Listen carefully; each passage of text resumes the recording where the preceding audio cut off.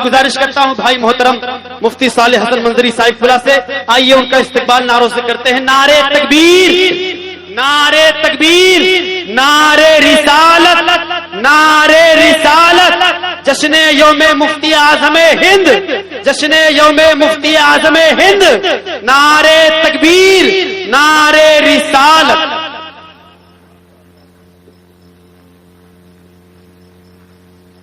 ممبر پاک پر تشریف فرما استاذ العلماء شیر قادریت حضرت علامہ عبد الرحمن قادری صاحب قبلہ و دیگر علماء اہل سنت و سامعین اہل سنت، السلام علیکم ورحمۃ اللہ تعالی وبرکاتہ۔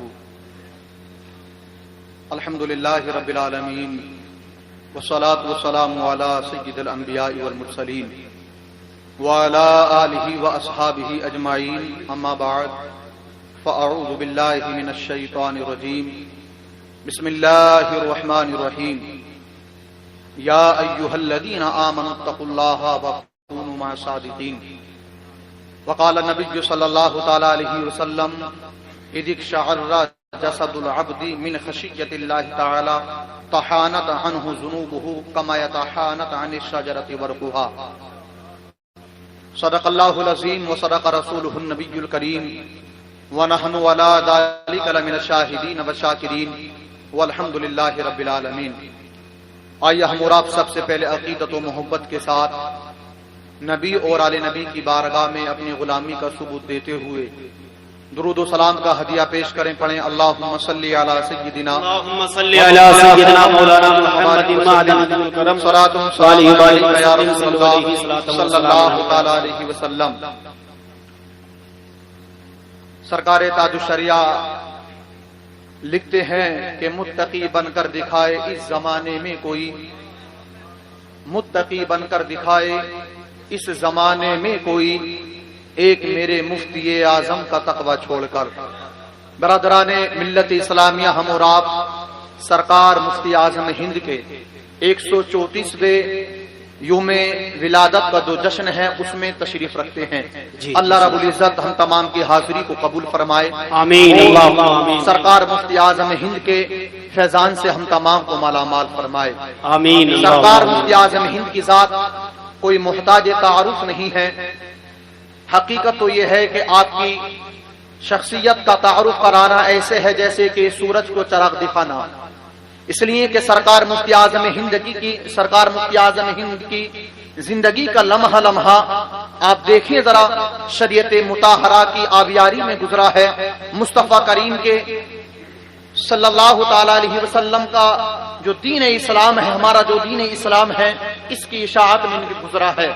سرکار مفتی اعظم ہند علیہ الرحمت و رضوان 22 ذی الحجہ 1310 ہجری کو بریلی شریف میں پیدا ہوئے۔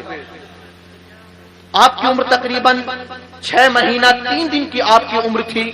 آپ سید المشائخ حضرت شاہ ابو الحسین نوری رحمت اللہ تعالی علیہ کی بارگاہ میں آپ کو لے جایا گیا، تو آپ نے سید شاہ ابو الحسین نوری رحمت اللہ تعالی علیہ نے آپ کو سلسلے میں داخل فرمایا، اور آپ نے فرمایا کہ یہ بچہ ولی ہے اور بڑا ہو کر کے یہ دین اسلام کی بہت بڑی خدمت کرے گا، مخلوق خدا اس سے بہت زیادہ فیضیاب ہوگی، اور آپ نے فرمایا بہت سے گمراہ ہوئے لوگوں کو یہ بچہ راہ راست پر لا کر کے کھڑا کر دے گا۔ میرے دوستوں، میرے عزیزوں، اب دیکھیے گا ذرا شاہ ابو الحسین نوری رحمۃ اللہ علیہ کا یہ فرمانا کہ یہ بچہ ہزاروں گمراہ لوگوں کو راہ راست پر کر کے کھڑا کر دے گا، یہ بچہ وقت کا ولی ہے۔ یقین جانیے گا جیسے جیسے وقت گزر رہا تھا، سرکار مفتی اعظم ہند کی نورانیت کے جلوے چاروں طرف آیا ہوتے چلے جا رہے تھے۔ جب مکہ اور سہارا متھرا، آگرہ، علی گڑھ، ہاتھرس، ان تمام علاقوں میں ایک اشدی تحریک اٹھی تھی جو مسلمانوں کے ایمان و عقیدے کو چھین رہی تھی، اور گھر واپسی کے نام سے ایمان و عقیدے کے ڈاکہ زنی ہو رہی تھی۔ اللہ اکبر، جانتے ہو علماء اہل سنت مل کر کے سرکار مفتی اعظم ہند کو اپنا رہبر تسلیم کیا۔ اس کے بعد میں سرکار مفتی اعظم ہند اسی بریلی شریف کی مقدس سرزمین سے اٹھ چلے تھے، اور جو ساتھ میں علماء اہل سنت کا قافلہ تھا، متھرا کی سرزمین پر پہنچے، آگرہ کی سرزمین پر پہنچے، ہاتھرس کی سرزمین پر پہنچے، اسی انداز سے بھگت پور کی سرزمین سے ہوتے ہوئے سارے علاقے کا دورہ کیا تھا۔ دیکھا جا رہا تھا ایمان تک اپنے لٹوا رہے تھے، لوگ جو ہے کفر کی دلدل میں پھنستے چلے جا رہے تھے. جانتے ہو اس وقت میں کاروں کا دور نہیں تھا، اس وقت میں کوئی اچھی یعنی کہ گاڑیوں کا دور نہیں تھا. اللہ اکبر، بیل گاڑی کی سواری نہیں رہی تھی. سرکار مفتی اعظم ہند اسی پر جلوہ افروز ہو کر کے اپنی صبر کو طے کر رہے تھے جہاں اس کا انتظام نہ تھا. اپنے ننگے قدم سے اللہ اکبر میرے دوستوں، امت مسلمہ کے بچانے، امت مسلمہ کے ایمان کو بچانے کے لیے، ہم سنیوں کے ایمان کو بچانے کے لیے سرکار مفتی اعظم ہند اپنے قدموں سے دورہ کر رہے تھے. مورخین لکھتے ہیں کہ آپ کے قدم پیدل چلنے کی بنیاد پر آپ کے قدموں میں اللہ اکبر چھالے پڑ چکے تھے. جانتے ہو کئی ہفتے، کئی مہینے سرکار مفتی اعظم ہند بریلی شریف کی سرزمین پر پلٹ کر نہیں آئے تھے.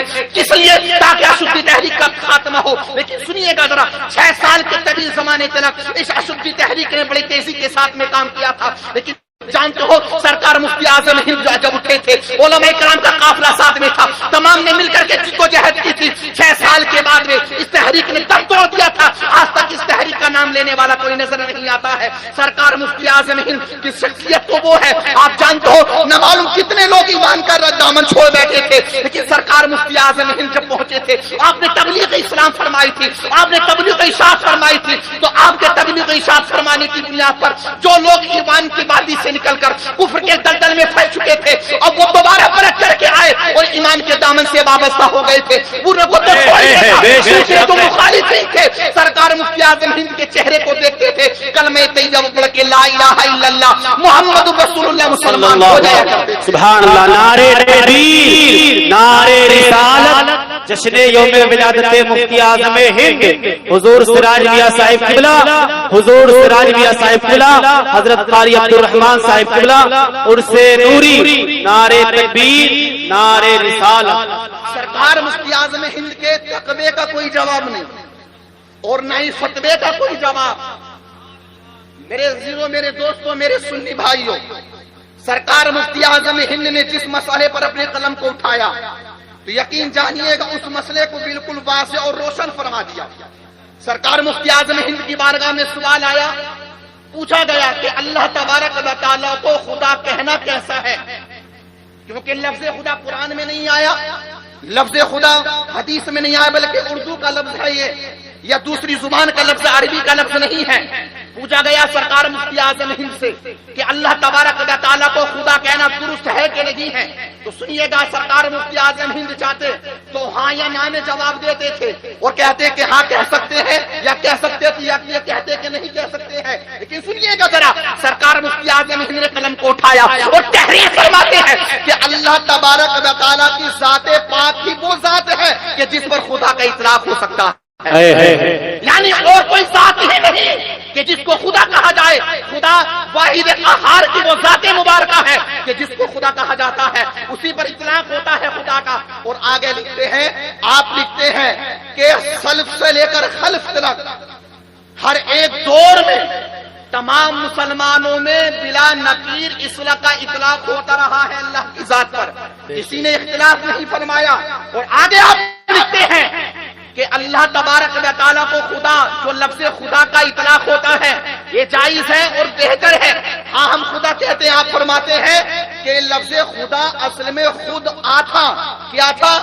خود آ، جس کا معنی ہے جو خود سے آئے، کسی کو کسی دوسرے نے اس کو وجود نہ بخشا ہو، یا کسی دوسرے کے بنائے سے نہ بنے، بلکہ جو ہمیشہ سے ہو اور ہمیشہ رہے، اس کو خدا بولتے ہیں. لفظ خدا کی کیسی تحقیق پیش کی ہے فتاوی مصطفیہ میں صفحہ نمبر 17 پر سرکار مفتی اعظم ہند نے. میرے دوستوں، میرے عزیزوں، میرے بھائیوں، سرکار مفتی اعظم ہند کا قلم کس مسئلے پر اٹھا ہے قسم اللہ کی واضح اور روشن فرما دیا ہے. میں آپ کو بتاتا چلوں، سرکار مفتی اعظم ہند کا تقویٰ بھی لاجواب ہے، فتویٰ بھی لاجواب ہے. میں آپ سے پوچھنا چاہوں گا، آپ یوم مفتی اعظم ہند کے جشن میں تشریف فرما ہے، میں آپ سے پوچھنا چاہوں گا، آپ نے سنا ہے سرکار مفتی اعظم ہند کی زندگی کو، لوگوں نے دیکھا ہے، آپ نے دیکھا ہے سرکار مفتی اعظم ہند کی زندگی کو. اللہ اکبر، آپ کی نمازیں قضا نہیں ہوئی ہیں، آپ کے روزے قضا نہیں ہوئی ہیں. اگر آپ مفتی اعظم ہند کے ماننے والے ہو تو آپ عہد کیجیے گا انشاءاللہ العزیز آج کے بعد کوئی نماز نہیں چھوٹے گی.